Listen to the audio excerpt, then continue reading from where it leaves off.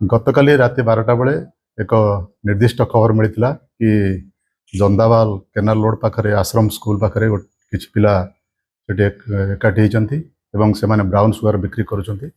ଏ ଖବର ପାଇଁ ଆମେ ତୁରନ୍ତ ଗୋଟିଏ ଟିମ୍ ଗଠନ କରିଥିଲୁ। ଏସ୍ଆଇ ପୁଲିନ ପ୍ରଧାନ, ଏସ୍ଆଇ ସତ୍ୟବ୍ରତ ରାଉତ ସେମାନଙ୍କ ନେତୃତ୍ୱରେ ଗୋଟିଏ ଟିମ୍ ଗଠନ କରାଯାଇଥିଲା ଏବଂ ସେମାନେ ଯାଇ ସେଠାରେ ପହଞ୍ଚିଥିଲେ ଏବଂ ସେମାନଙ୍କୁ ଘେରାଉ କରାଯାଇଥିଲେ। ସେମାନେ ଦୌଡ଼ି ଖସି ପଳାଇବା ବେଳେ ସେମାନଙ୍କୁ 10 ଜଣକୁ ସେମାନଙ୍କୁ ଗିରଫ କରାଯାଇଛି।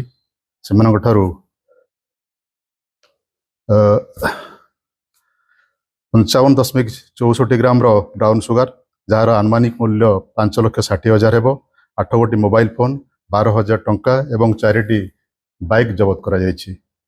ବିଗତ ଦିନମାନଙ୍କରେ ଆମେ ପ୍ରାୟ 10ଟି ବ୍ରାଉନ ସୁଗାର କେସ୍ କରିଛୁ ଏବଂ ସେଥିରେ 50 ଜଣକୁ ଗିରଫ କରିଛୁ ଏବଂ 153.26 ଗ୍ରାମର ବ୍ରାଉନ ସୁଗାର ଏବଂ 57,960 ଟଙ୍କା ଜବତ କରାଯାଇଛି ଏବଂ 45 ଗୋଟି ମୋବାଇଲ ଫୋନ ମଧ୍ୟ ଜବତ କରାଯାଇଛି।